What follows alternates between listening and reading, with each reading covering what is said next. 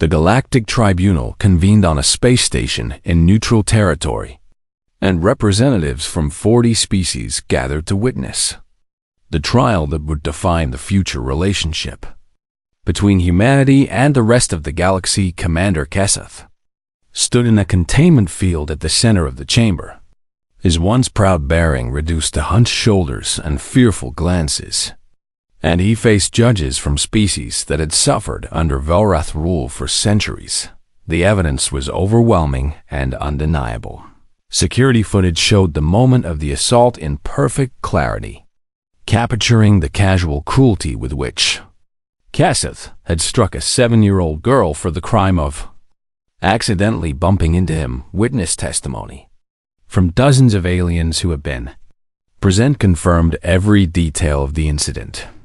Medical records documented the injury to Yuna's face and the emotional trauma she had suffered, and Kesseth's own words, recorded by station sensors, proved that he had acted not in self-defense or by accident, but out of pure contempt for a species he considered beneath him. The defense could offer nothing except appeals to tradition and status that fell flat before judges who had no respect for Velrath nobility. On the third day of the trial, Yuna Park herself was called to testify. Dr. Tejo Park walked his daughter to the witness platform and held her hand as she faced the assembled tribunal. And every eye in the chamber focused on the small girl with the fading scar on her cheek, who had somehow become the center of galactic attention. Yuna Park, the chief judge said gently, "Do you understand why you are here today?" "Yes," Yuna replied in a voice that was quiet but steady. "I am here to tell you what happened. Please tell us in your own words."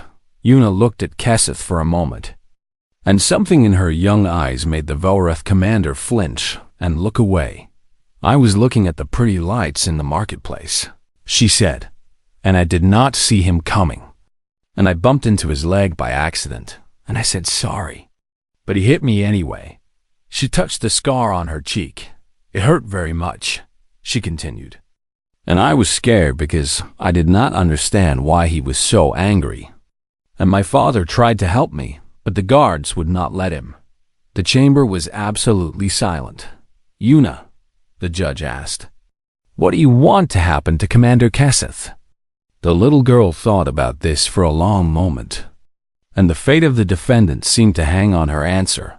"I do not want him to be hurt," she said finally, "because hurting people is wrong, and that is why I am here.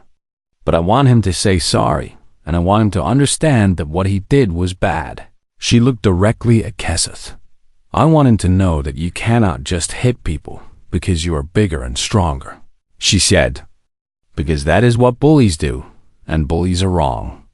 The tribunal deliberated for only 2 hours before returning with a unanimous verdict: guilty on all charges. Commander Kesseth was sentenced to life imprisonment on a neutral world where he would have time to contemplate his actions and the consequences they had brought upon his entire civilization. As he was led away in restraints, Kesseth looked back at Yuna Park one last time, and what he saw in her eyes was not hatred or satisfaction, but something far more devastating: pity. She pitied him, this child he had struck, because she understood something he never would, that his cruelty had diminished him far more than it had ever diminished her. In the weeks that followed, the 500,000 ships of the human fleet began their withdrawal to Terran space, disappearing back into the hidden bases and secret shipyards from which they had emerged. The galaxy watched them go with a mixture of relief and lingering fear. Where are they taking all those ships? The Morthian ambassador asked during a council session. Back where they came from. Ambassador Kang replied with a slight smile. But where is that exactly? Kang's smile widened. If we wanted you to know, we would have told you. The message was clear. Humanity had shown the galaxy a fraction of its power, enough to destroy one of the oldest and strongest empires in known space. And then they had put that power away as if it meant nothing. They had not demanded territory or tribute or submission. They had asked only for justice. And having received it, they had gone home. This restraint frightened the other species far more than any display of aggression could have on Earth. Life returned to normal with surprising speed. And the people who had watched their fleet depart for war now welcomed their soldiers home with quiet pride rather than triumphant celebration. Dr. Park took Una back to their home in the coastal city where they had lived before everything changed. And they tried to rebuild the simple life they had known before a Velroth noble had made their daughter famous throughout the galaxy. "Father," Una asked one evening as they watched the sunset over the ocean, "why did all those ships come to help me?" Dr. Park knelt beside his daughter and took her hands in his. "Because you are precious," he said. "And because humans take care of their children. And because what happened to you was wrong and everyone knew it. But there were so many ships." "Yes, there were. Why?" Dr. Park thought about how to explain something so complex to a 7-year-old. And finally he found the words. "Because humans believe that every person matters," he said. "And we believe that the youngest and smallest deserve the most protection. And we built all those ships so that no one would ever think they could hurt a child without consequences." Una considered this. "That is a lot of ships just for children." "You are worth every single one," her father replied. "And so is every other child in the galaxy." 6 months later, on a mixed-species trading station far from Vora space, a young Velroth child was being tormented by a group of alien youths who blamed him for the crimes of his elders. The bullies shoved him against a wall and called him names and told him that his species deserved to be exterminated for what they had done to the galaxy. A human trader named Sionho Yim saw what was happening and pushed through the crowd to intervene, placing herself between the Velroth child and his attackers. "Leave him alone," she commanded in a voice that brooked no argument. "Why do you care?" One of the bullies demanded. "After what the Velroth did to your people, why would you protect one of them?" Sionho looked at the trembling child behind her, saw the fear in his young eyes, and felt something deep in her heart respond to his vulnerability. "Children are children," she said simply. "And this one has done nothing wrong." She helped the young Velroth to his feet and led him away from the dispersing crowd. And when he looked up at her with confusion and gratitude, she felt the strange rightness of the moment. "I do not understand," the child said. "The humans hate my people." "We do not hate your people," Sanho replied.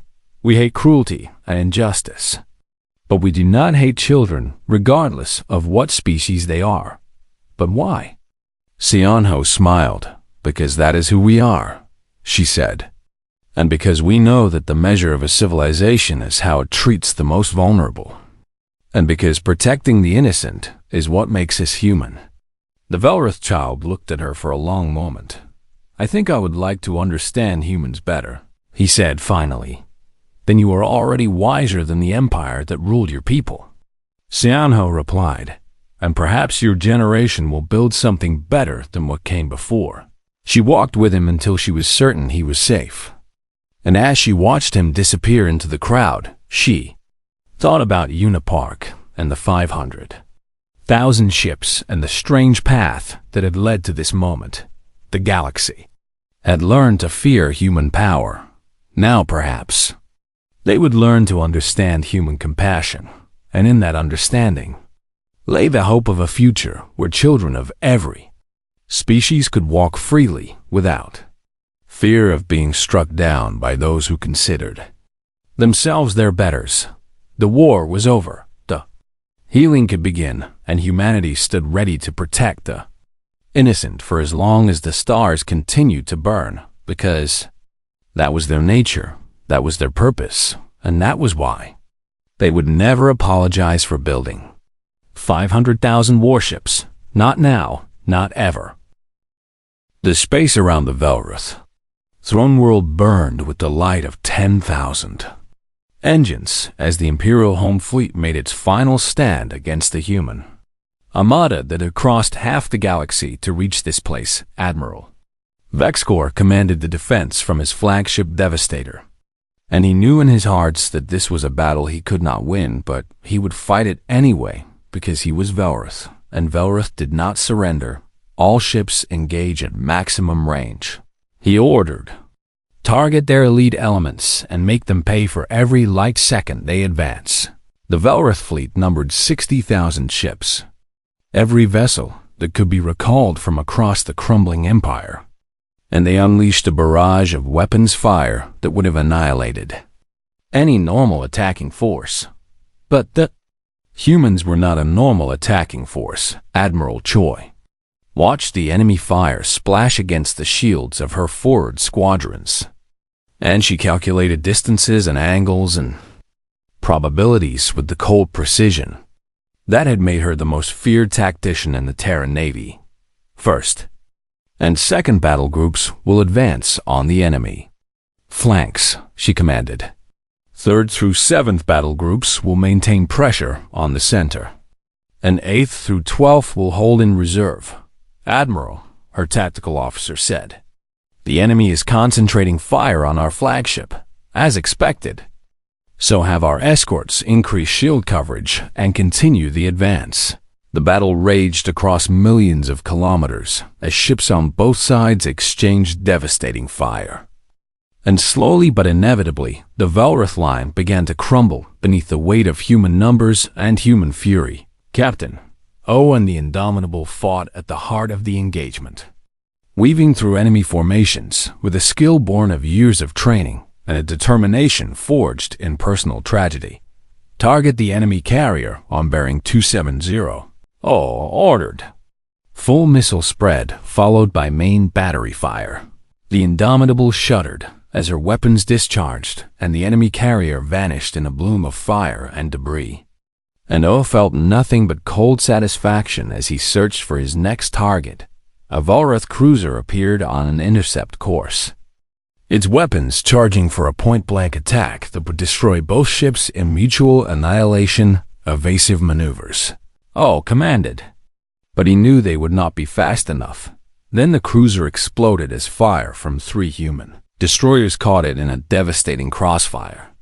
And O allowed himself a moment of gratitude for his fellow captains before returning his attention to the battle. The Velroth fought with desperate courage, but courage alone could not overcome the reality of their situation. They were outnumbered nearly 10 to 1. Their reinforcements had been intercepted or had defected to join the rebellions, spreading across their empire, and the humans fought with a ferocity that seemed to transcend ordinary military discipline, as if every single one of them carried the image of a 7-year-old girl in their minds and drew strength from their determination to see justice done. Within 6 hours, the Velroth home fleet had been reduced to scattered remnants fleeing in every direction, and the human armada took up position around the throne world in a formation that blocked every escape route. Admiral Choi opened a channel to the Imperial Palace. Emperor Krozoth, she said, your fleet is destroyed, and your empire is in rebellion. And there is nothing between your world and my guns except your willingness to negotiate. Krozoth appeared on the screen with fear naked in his eyes. Despite his attempts to project defiance, what more do you want? He demanded. You have Keseth already. We want a formal surrender and acknowledgement of guilt, Choi replied. We want your signature on a treaty that guarantees the rights of all species within your former territories. And we want reparations paid to every family whose loved ones were killed by Vorath aggression. You asked for the destruction of everything my ancestors built. Your ancestors built an empire on slavery and murder, Choi said without sympathy. What we ask is far less than what justice demands. Krozoth was silent for a long moment. And if I refuse? Admiral Choi gestured to someone off-screen, and the display shifted to show the tactical situation around his world. 500,000 human warships arranged in perfect siege formation. Their weapons trained on every military installation and government building on the planet.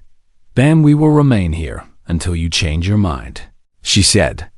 And while we wait, your subjects on 100 worlds will continue their rebellions, and your nobles will continue their attempts to flee, and your empire will continue to collapse around you. She paused. We are patient people, Emperor, and we have brought enough supplies to wait for years if necessary. In the end, it took only 3 days. 3 days of watching his empire disintegrate as species he had conquered rose up against their oppressors. 3 days of receiving reports that his nobles were surrendering to human forces or being captured by their own former slaves. 3 days of understanding that everything he had built and everything his ancestors had built was crumbling into dust because one of his commanders had struck a human child on the 4th day. Emperor Crosseth signed the Treaty of Corinth that formally ended the war and acknowledged the crimes of Commander Kesseth. The terms were harsh, but not cruel. The Vorith Empire would be dissolved, and its former territories would be granted independence under the protection of a galactic peacekeeping force. Crosseth would abdicate and spend the remainder of his life under house arrest on a neutral world. All Velrith military forces would be reduced to defensive levels only, and Commander Kesseth would stand trial before a tribunal of 40 species to answer for his crime against Unipark. When the signing was complete, Admiral Vexcor approached Admiral Choi with the bearing of a soldier who had lost everything but his honor. May I ask you something? He said. You may ask. Would you really have destroyed our entire civilization over one child? Choi looked at him for a long moment before answering. You still do not understand us at all, she said quietly. Then explain it to me. Because I have studied humans for decades, and I thought I knew your species. But nothing in my research prepared me for this. Choi turned to look out at the stars, at the vast fleet that had followed her across the galaxy, at the ships crewed by millions of humans who had left their homes and families to answer a call to war on Earth. She said, We have a saying, it takes a village to raise a child. And this means that every child belongs to every adult, and every adult is responsible for every child. She faced Vexcor again. Unipark is not just her father's daughter. Admiral, she is our daughter. She is humanity's daughter. And when Kesseth struck her, he struck all of us. But the cost, Vexcor protested. The resources and the lives and the upheaval you have caused. Surely, it cannot be worth it for one child. If it is not worth it for one child, Choi replied, then it is not worth it for any child, and if it is not worth it for any child, then what exactly are we fighting to protect? She shook her head. You Velrith built your empire on the belief that some lives matter more than others, and that the strong have the right to do whatever they wish to the weak. But humans believe differently. What do humans believe? Admiral Choi smiled, and for the first time, it was not a threatening expression. We believe that every life matters, she said. We believe that the measure of a civilization is how it treats its most vulnerable members. And we believe that protecting the innocent is worth any price. She looked at the fleet that surrounded them. That is why we built 500,000 warships, she said. Not to conquer, not to dominate, but to ensure that no one would ever think they could hurt our children without consequences. Admiral Vexcor was silent for a long time. I believe I am beginning to understand, he said finally. Good. Choi replied. Then perhaps there is hope for your people yet. She turned and walked away, leaving the defeated admiral to contemplate a truth that his species had never been taught. Some things are worth fighting for some. Things are worth dying for, and the protection of the innocent is worth any sacrifice. The humans had proven that beyond any doubt, and the galaxy would never forget it. The Galactic Council Chamber had not seen such chaos since the last Great War 3 centuries ago, and delegates from 40 different species shouted over each other as they demanded answers that no one could provide. 500,000 warships, screamed the Morthian ambassador, his tentacles writhing with agitation. The humans have 500,000 warships, and none of our intelligence agencies knew about it. They lied to us, hissed the Selenian delegate, her compound eyes reflecting the panic that filled the room. They pretended to be weak while building the largest military force in galactic history. Ambassador Kang stood at the human delegation's podium with perfect calm and waited for the noise to subside. And when it finally did, he spoke in a voice that carried to every corner of the vast chamber. "We did not lie," he said simply. "You never asked."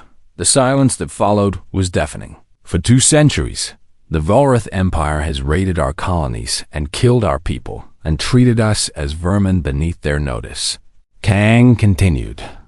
And for 2 centuries we smiled and traded and built our civilization while we prepared for the day when we would have no choice but to fight. But 500,000 ships, the Corellian delegate interjected, his voice trembling. No species needs that many vessels for defense. Kang looked at him with something like pity. "We remember our history," he said. "We remember what happens to the unprepared. And we remember that peace is only possible when you have the strength to defend it." He paused and let his gaze sweep across the assembled delegates. "We never wanted to use this fleet," he admitted. "We built it hoping we would never need it, hoping that reason and diplomacy would prevail, hoping that the galaxy would mature beyond the cruelty of conquest and domination." His expression hardened. But then the Volrath struck a 7-year-old girl because she accidentally touched one of their nobles. And they laughed when we asked for justice. And they told us that human lives have no value under their laws. He slammed his hand on the podium. "We are done hoping on the Volrath throne world." Emperor Krozov watched the reports coming in from the border with growing disbelief as his military commanders described a human advance that seemed unstoppable. "They are not attacking our military installations," General Vexkor reported with confusion in his voice. "They bypass our defensive positions and continue directly toward the throne world. And they ignore our attacks unless we actively engage them. Then they are fools," the Emperor declared. "Attack their flanks and cut off their supply lines. Divine One, they do not appear to have supply lines. And their ships carry enough provisions for months of operation without resupply." Krozov felt the first true stirrings of fear in his ancient heart. How long until they reached the throne world? At their current rate of advance, 4 days. 4 days to muster a defense against 500,000 enemy warships. The Emperor turned to Commander Keseth, who had been summoned to the palace for his own protection, and who now stood trembling in a corner of the throne room. "This is your fault," Krozov hissed. "You struck their child and brought this catastrophe upon us." Keseth fell to his knees. "Divine One, I could not have known they would react this way. And it was just one human whelp. Just one human whelp," the Emperor repeated with bitter mockery.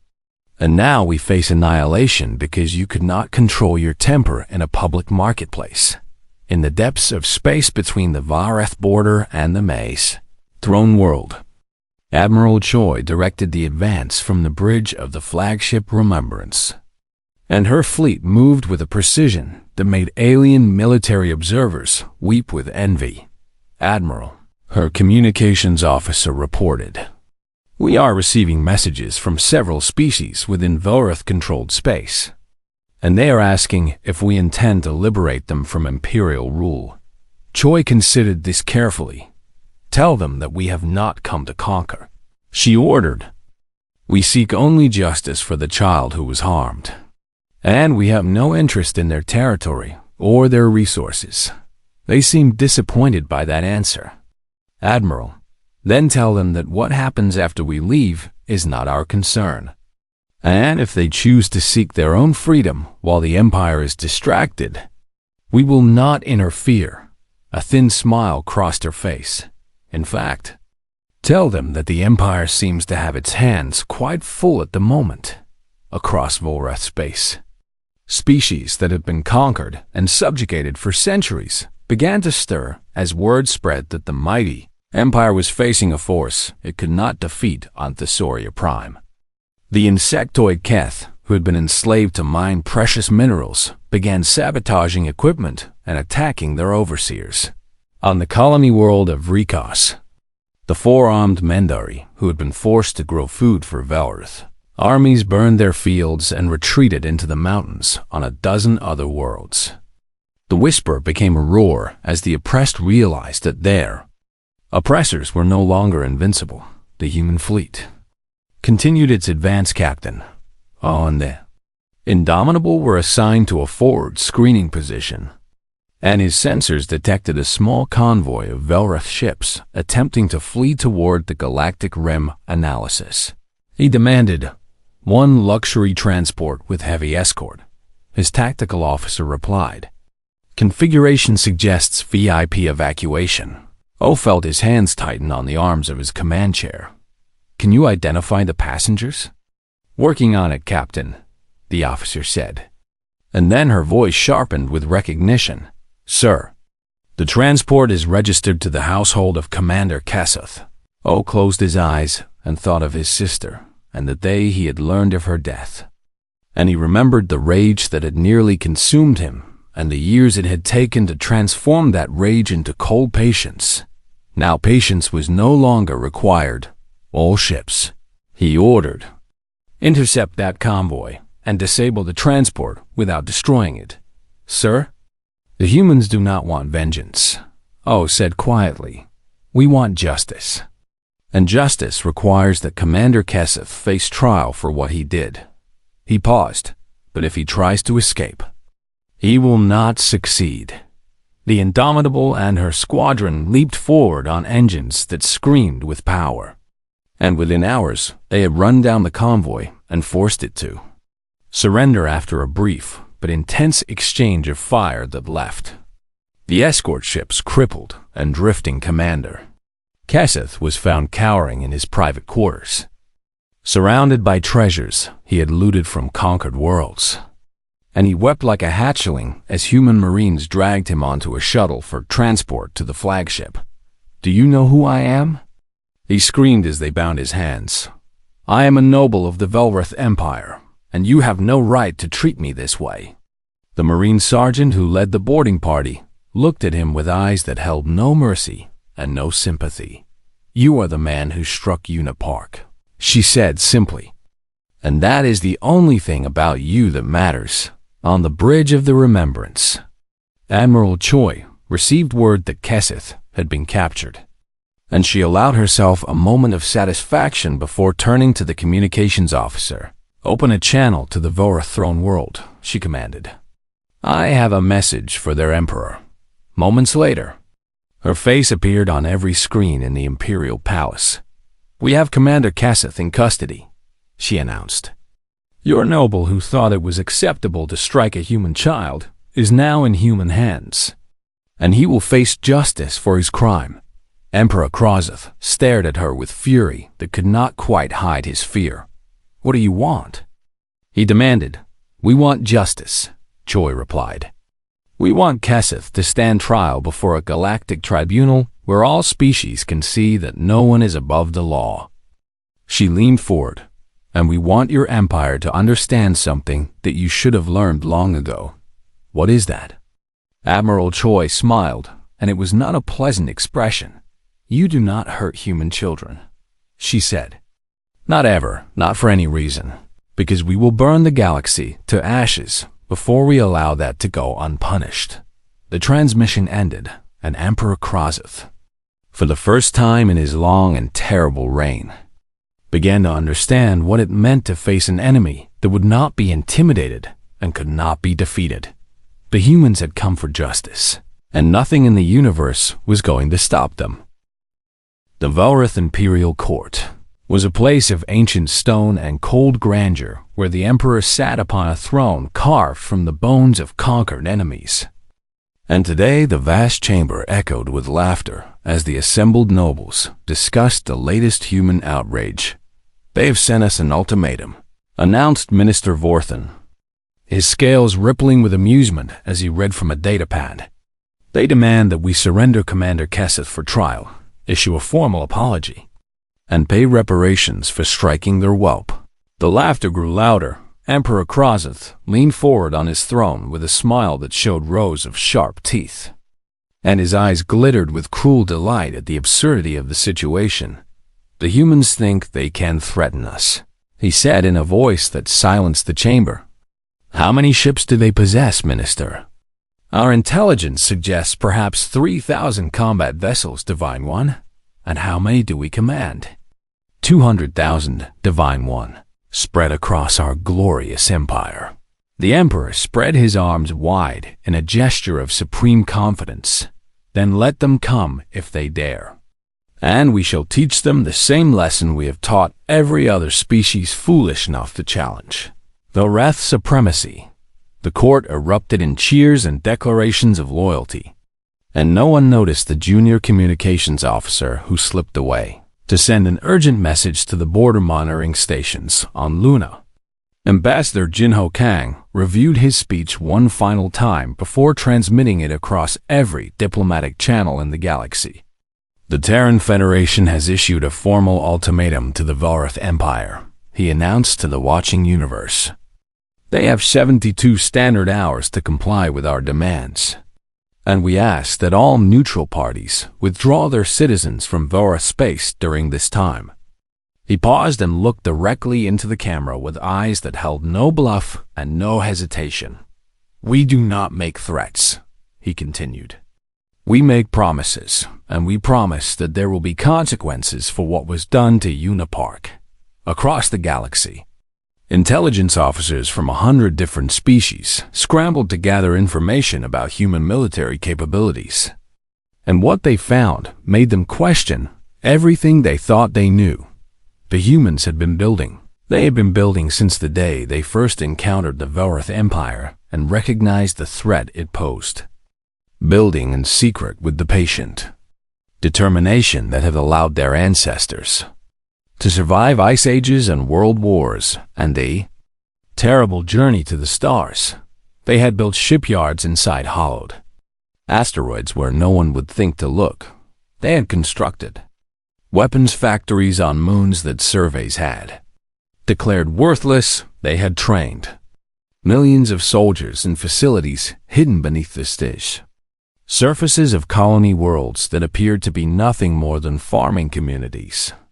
And they had done it all while smiling and trading and pretending to be just another minor species trying to find its place in the galactic order. Captain Minjae stood on the bridge of the destroyer Indomitable and watched the status displays light up as his crew brought the ship to full combat readiness. And he felt something that he had carried for 15 years finally begin to settle into cold purpose. His younger sister Jisoo had been killed during a Vorath raid on a human colony when she was only 12 years old, and the Empire had never acknowledged the attack or offered any compensation because human lives meant nothing to them. Now they would learn differently. "Captain," his executive officer reported, "we have received our deployment orders, and we are assigned to Strike Group 7 under Admiral Choi's direct command." "Understood," O replied. "What is our mission?" "We are to proceed to Rally Point Sigma and await further instructions." O nodded and turned to look out the viewport at the vast construction facility that surrounded them.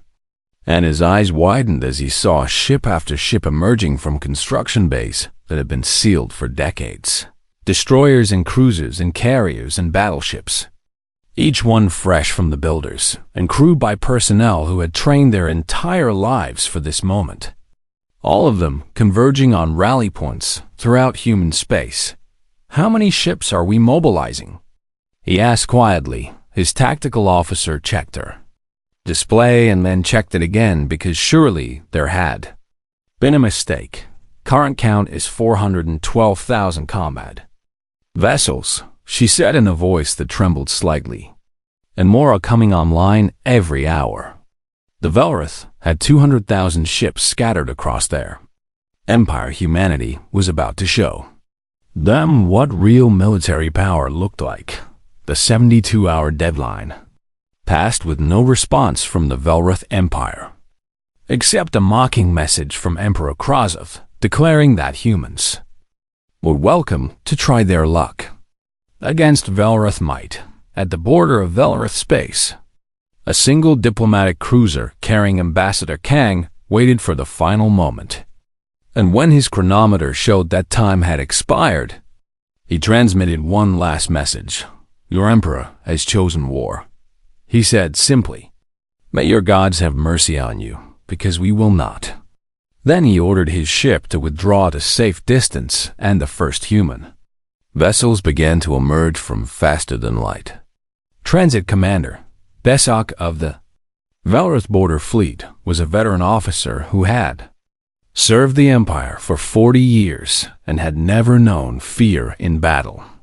But as he watched his sensors light up with contact after contact, something cold began to crawl up his spine. "How many ships?" he demanded. 2,000. His sensor officer replied. "No, wait. 5,000. Now 10,000, Commander. I cannot get an accurate count because they keep coming." Besok stared at the display as the numbers climbed higher and higher, passing every estimate that Imperial intelligence had ever made about human military strength. 20,000 ships, 50,000 ships, 100,000 ships. They kept coming. "That is impossible," Besok whispered. "Where did they hide all of these vessels?" No one could answer him. The human fleet arranged itself in perfect formation along the border. And Besok realized with growing horror that this was not an attack force. This was a statement, a demonstration of power that no species in galactic history had ever matched. His communications officer turned to him with a face that had gone pale beneath his scales. "Commander, we are being hailed by the human flagship." On screen, Admiral Soin Choi appeared before him, a small human woman with gray hair and calm eyes that seemed to look right through him. "I am Admiral Choi of the Terran Federation Navy," she said. "You have 1 hour to withdraw your border forces and allow us passage to your throne world. And if you do not comply, we will remove you ourselves." Besok drew himself up with what dignity he could muster. The Velroth Empire does not surrender to lesser species. Admiral Choi nodded as if she had expected nothing else. "Then you will die for nothing," she said, "because we are coming for Commander Kesseth whether you stand aside or not. And there is nothing in this galaxy that can stop us." The transmission ended. Commander Besok looked at his tactical display one more time and saw that the human fleet had grown even larger during the conversation, now numbering over 300,000 vessels, with more arriving every minute. He thought about his family on the homeworld, and he thought about his duty to the Emperor, and he thought about what it would mean to throw his ships against that impossible armada. Then he did something that no Velroth commander had ever done in the history of the Empire. He ordered his fleet to stand down and withdraw, because Commander Besok understood something that Emperor Krasov in his arrogance could not comprehend. The humans were not bluffing, they had never been bluffing, and the Velroth Empire had just made the worst mistake of its existence. The trading station Corinth 7 hung in the void between 3 star systems, like a massive metal flower with petals stretching in every direction. And within its countless corridors walked beings from dozens of worlds who had come to buy and sell and trade beneath the protection of galactic peace accords that had stood for centuries. Unipark was 7 years old, and she thought the station was the most wonderful place she had ever seen. Her father held her hand as they walked through the central marketplace, where alien merchants called out in languages her translator turned into musical sounds, and she pointed at everything with the boundless curiosity that only children possess. asking questions faster than Dr. Taiho Park could answer them. "What is that creature selling, Father?" "Those are memory crystals from the Veth Consortium," he said with a patient smile. "They store experiences that you can relive whenever you want. Can we get one?" "Maybe later, little star." Dr. Park was a xenobiologist who studied alien ecosystems for the Terran Science Consortium, and he had brought Yuna along on this journey because her mother was away on a deep space survey mission, and because he believed that children should see the wonders of the galaxy with their own eyes rather than through screens and recordings. The marketplace buzzed with activity as creatures of every shape and size conducted their business, and Yuna watched with wide eyes as a tall insectoid being haggled with a squat furry merchant over a crate of glowing fruits that pulsed with soft blue light. She did not notice the Volrath patrol until it was too late. The Volrath were reptilian beings who stood nearly 3 meters tall with scales that shifted between dark green and black depending on their moods. And they walked through the marketplace like they owned it, even though this was supposed to be neutral territory where no species held authority over another. Commander Keseth led the patrol with his head held high and his golden rank insignia gleaming on his chest. And he expected every lesser being to clear a path before him because that was the natural order of things in his understanding of the universe. Yuna was looking up at a display of floating light sculptures, and she did not see him coming. She bumped into his leg and stumbled backward with a small cry of surprise. For a moment the universe held its breath. Commander Keseth looked down at the tiny human child with an expression of pure disgust, and something dark and cruel moved behind his yellow eyes as he processed what had just happened. "Filthy vermin," he hissed in a voice that carried across the suddenly silent marketplace. "How dare you touch your betters with your diseased flesh?" Before anyone could react, before Dr. Park could pull his daughter away, Commander Keseth struck Yuna across the face with the back of his scaled hand. The blow sent her spinning to the ground, where she lay crying with blood running from a cut on her cheek, and the sound of her sobs echoed through the marketplace like an accusation that the universe itself could hear. Dr. Park dropped to his knees beside his daughter and gathered her into his arms while rage and fear battled for control of his features. And he looked up at the Volrath commander with eyes that promised something terrible, even though he was just one man against armed soldiers.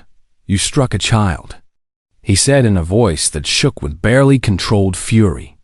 Commander Keseth laughed, and it was a cold sound that made several nearby aliens shiver despite themselves. "I disciplined an animal that forgot its place," he said.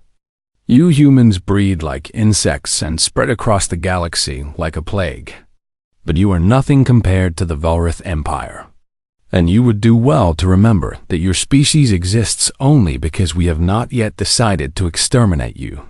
Station security arrived moments later, their uniforms marking them as neutral peacekeepers who answered to no single species.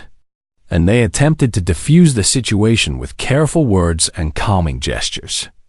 But the damage was already done. Commander Keseth and his patrol departed without consequence because the Volrath Empire was powerful, and the station administrators feared what might happen if they detained a noble officer, and Dr. Park was left to carry his crying daughter to the medical bay while aliens of many species watched with expressions that ranged from sympathy to fear to carefully hidden anger. What no one noticed was the small security drone hovering near the ceiling of the marketplace, its cameras recording everything in perfect detail. Within an hour, the footage had been copied to the station's central database. Within 6 hours, it had been leaked to the Galactic Information Network. Within 12 hours, it had reached Earth, the people of humanity's homeworld. Watched the footage in silence as a 7-year-old girl was struck down by an alien who called her species vermin, and something old and dangerous stirred in the collective heart of a civilization that had clawed its way up from the mud of a single planet to claim its place among the stars. Humanity had always been protective of its children. It was perhaps their most defining trait, this fierce and absolute devotion to the young. And other species had noted it with curiosity and sometimes with amusement, because it seemed like such a weakness to care so deeply about beings who could not yet contribute to society. They did not understand. They could not understand. Because on Earth there was an ancient truth that every human knew in their bones, even if they never spoke it aloud. A truth that had been written in blood across thousands of years of history. You do not hurt a human child and expect to survive the consequences. Deep beneath the surface of Luna, in a command center that had been built in secret and maintained in silence for over a century, lights began to activate on control panels that had been dark since the last Great War. Admiral Soin Choi walked into the operations room and looked at the tactical display that showed the positions of every human military asset across explored space.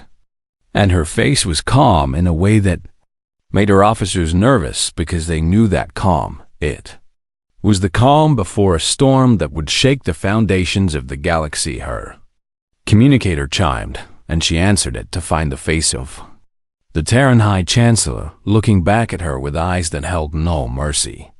And no doubt, you have seen the footage. The Chancellor said yes. The Vorath have refused our request for an apology, and they have stated that no action will be taken against Commander Kesseth, because humans are not worthy of consideration under their laws. Admiral Choi nodded slowly. What are your orders? The Chancellor's answer was simple and terrible. Wake the fleet. Admiral Choi ended the communication and turned to her officers, who waited in tense silence for her command. And when she spoke, her voice carried the weight of 500 years of human history and the fury of a species that had finally been pushed too far. Send the activation codes to all reserve installations, she said. Recall every ship from patrol duty and cancel all leave for military personnel. Admiral, her executive officer asked carefully. What should I tell them when they ask why? Admiral Choi looked at the image of Una Park that someone had placed on the main display. A 7-year-old girl with blood on her face and tears in her eyes. And her expression hardened into something that would have made the Vorath Empire tremble if they could have seen it. Tell them the fleet awakens, she said. Tell them that someone hurt one of our children. She paused and let the silence stretch until it became unbearable. And tell them that the galaxy is about to learn why that was a mistake. Across human space, in shipyards hidden inside asteroids and construction facilities, buried beneath barren moons and orbital platforms, disguised as civilian stations, the greatest military force ever assembled began to stir from its long slumber. The stars themselves seemed to hold their breath, and the Vorath Empire, in its arrogance and cruelty, had no idea what was coming.